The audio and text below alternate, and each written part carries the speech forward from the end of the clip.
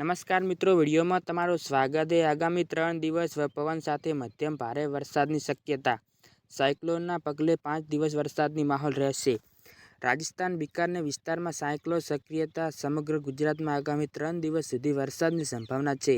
કેટલાક જિલ્લાઓમાં 30 થી 35 કિલોમીટર ઝડપે પવન ફૂંકાવાની શક્યતા છે।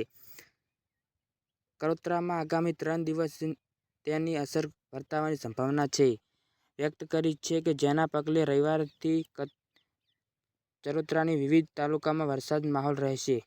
આનંદ કૃષિ યુનિવર્સિટીમાં હવામાન વિભાગની જાણવાનું પ્રમાણ રવિવારે ભયંકર વરસાદ વરસવાની શક્યતા છે। કેટલાક તાલુકામાં પવન સાથે મધ્યમ ભારે વરસાદની સંભાવના છે। જ્યારે આગામી 5 દિવસ સુધી રહેતી હતી ત્યારે જિલ્લાઓમાં ભારે વરસાદની શક્યતા રહેતી। કેટલાક વિસ્તારોમાં ભયંકર વરસાદની મધ્યમ દૂર શરૂ રહેવાની શક્યતા છે।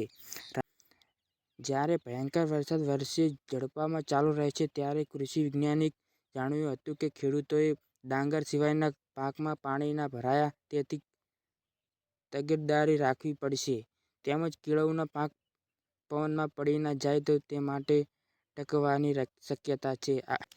નવા વિડીયો જોવા અમારી ચેનલને સબસ્ક્રાઇબ કરો।